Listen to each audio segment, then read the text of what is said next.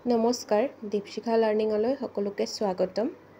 আজিৰ ভিডিঅ'টোত আমি 2025 বৰ্ষত গুৱাহাটী হাইকোৰ্টৰ জুডিচিয়েল এছিষ্টেণ্ট পোষ্টৰ বাবে যিটো ৰিটেন এক্সাম হৈ গৈছিলে সেই পেপাৰখনৰ আছামিজ পাৰ্টটো ডিছকাছ কৰিম। আপোনালোকৰ বহুতে মোক আছামিজটো কেনেকৈ প্ৰিপেয়াৰ কৰিব তাৰ ওপৰত কমেণ্ট দি আছিলে, তেওঁলোকক গাইড কৰিব লাগে বা কেনেকৈ প্ৰিপেয়াৰ কৰিব লাগে। তো সেইবাবে মই আজিৰ ভিডিঅ'টো লৈ আহিছোঁ। আপোনালোকে কুৱেশ্যনছসমূহ দেখিলে গম পাব কেনেকুৱা ধৰণৰ কুৱেশ্যনবোৰ আহিব পাৰে। আপোনালোকে গ্ৰামাৰৰ ওপৰত বিশেষকৈ মন দিব লাগিব। চ' আৰম্ভ কৰিছোঁ আজিৰ ভিডিঅ'টো। তো ফাৰ্ষ্ট কুৱেশ্যনটো হৈছে ডোঙা তলৰ কোনটো শব্দৰ লগত সংগত হ'ব? ডোঙা শব্দটো তলৰ কোনটো শব্দৰ লগত সংগত হ'ব? ইয়াৰ উত্তৰটো হ'ব অপশ্যন বি, পানী ডোঙা। কুৱেশ্যন নম্বৰ 2ত সুধিছে বস্তুৰ পৰিমাণ বুজাবলৈ বহুবচনৰ ক্ষেত্ৰত ব্যৱহাৰ কৰা এটা প্ৰত্যয় হৈছে কি ব্যৱহাৰ কৰা হয়? উত্তৰটো হ'ব অপশ্যন বি, মখা। আমি বস্তুৰ পৰিমাণ বুজাবলৈ বহুবচনৰ ক্ষেত্ৰত মখা শব্দটো ব্যৱহাৰ কৰোঁ। কুৱেশ্যন নম্বৰ 3ত সুধিছে সম্বোধনৰ ক্ষেত্ৰত ডাঙৰীয়া শব্দৰ সৈতে ব্যৱহৃত বহুবচনৰ প্ৰত্যয় কোনটো? ইয়াৰ উত্তৰটো হ'ব অপশ্যন চি, সকল। ঠিক আছে, সম্বোধনৰ ক্ষেত্ৰত আমি ডাঙৰীয়া শব্দটোৰ লগত সকল শব্দটো ব্যৱহাৰ কৰোঁ।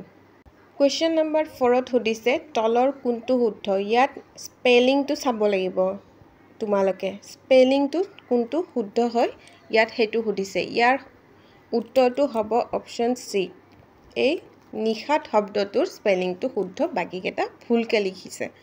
কুৱেশ্যন নম্বৰ 5ত সুধিছে দীপাৱলী শব্দটোত তলত কেনেদৰে সন্ধি হৈছে?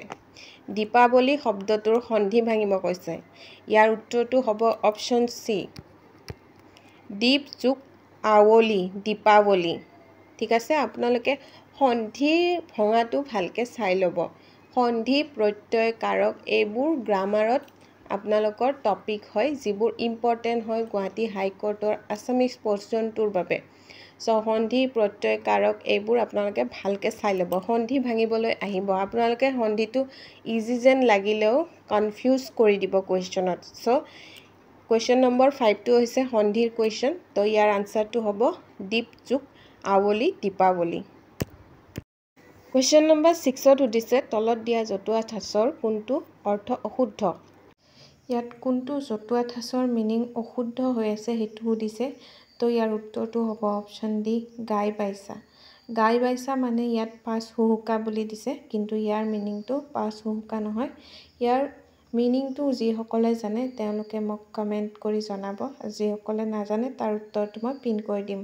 কুৱেশ্যন নম্বৰ 7ত সুধিছে তলৰ কোনটো বাক্য শুদ্ধ? ইয়াত শুদ্ধ বাক্যটো বাছি উলিয়াব লাগে। চ' ইয়াৰ প্ৰথম বাক্যটোৱে শুদ্ধ হয়। তলা নলা পোৱা মানে কোনোবা এজন মানুহৰ গুপ্ত কথাবিলাক গম পোৱা। ঠিক আছে, ইয়াত তলা নলা পোৱা শব্দটোৰ বাক্যটোৱে শুদ্ধ, বাকীবোৰ ইয়াত অশুদ্ধ। আপোনালোকে পঢ়ি চাব, আপোনালোকে এইবোৰ অলপ ভালকৈ চাব গ্ৰামাৰত। কুৱেশ্যন নম্বৰ 8ত সুধিছে তলৰ কপাল শব্দটোৰ লগত সংগত হোৱা জতুৱা ঠাঁচ কোনটো? ইয়াৰ উত্তৰটো হ'ব অপশ্যন এ, কপাল ফুলা। ঠিক আছে, তলৰ কপাল শব্দটোৰ লগত সংগত হোৱা জতুৱা ঠাঁচটো হৈছে কপাল ফুলা। ইয়াত অপশ্যন এটো কাৰেক্ট হ'ব। কুৱেশ্যন নম্বৰ 9ত সুধিছে 1228 চনত নগা সাম্ৰাজ্যৰ সীমাত উপস্থিত হৈ অসমত আহোম ৰাজ্য স্থাপন কৰি 1268 চনত মৃত্যুবৰণ কৰা আহোম স্বৰ্গদেউজনৰ নাম কি আছিলে? সেইটোৰ উত্তৰ সকলোৱে জানে, চাওলুং চুকাফা। 10 নম্বৰ কুৱেশ্যনত সুধিছে হিউৱেন চাং অসমলৈ অহাৰ সময়ত কামৰূপৰ ৰজা কোন আছিলে? এইটোও সকলোৱে জানিবলগীয়া কুৱেশ্যন হয়। কি হ'ব ইয়াৰ আনচাৰ? ইয়াৰ আনচাৰটো হ'ব অপশ্যন বি, কুমাৰ ভাস্কৰ বৰ্মন।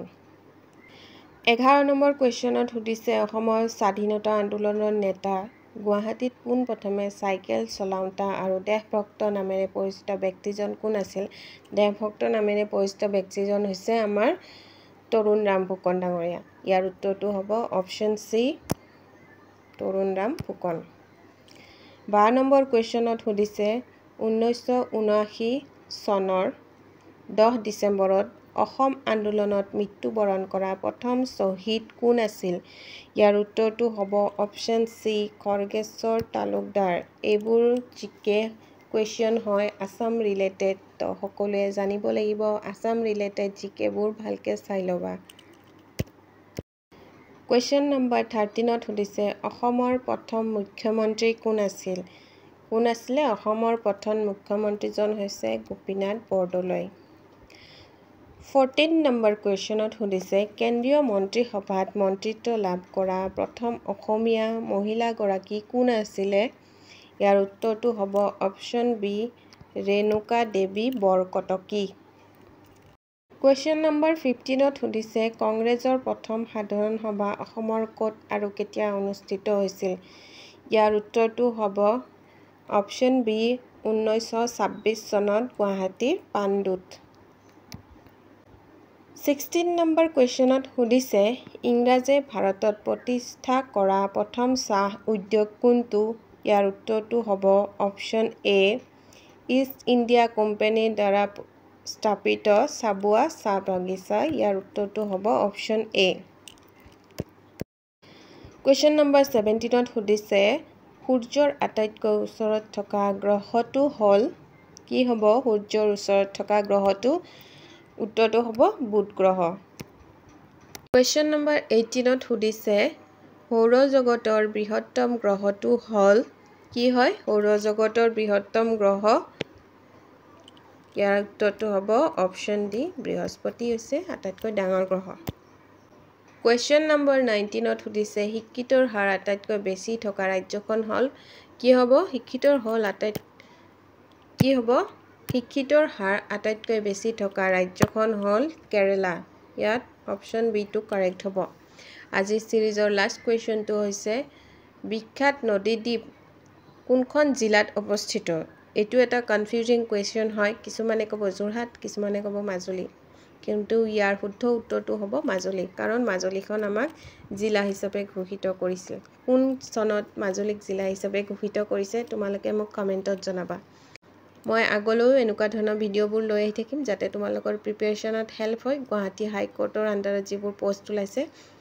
চ' সকলোৱে ভিডিঅ'টো লাইক কৰিবা, শ্বেয়াৰ কৰিবা। তোমালোকৰ যিসকল বন্ধু বান্ধৱীয়ে জুনিয়ৰ এডমিনিষ্ট্ৰেটিভ এছিষ্টেণ্ট এক্সাম দিম বুলি ভাবিছে তেওঁলোকৰ সৈতে শ্বেয়াৰ কৰিবা, আৰু যিসকল নতুন তেওঁলোকে কাইণ্ডলি চেনেলটো ছাবস্ক্ৰাইব কৰি দিবা।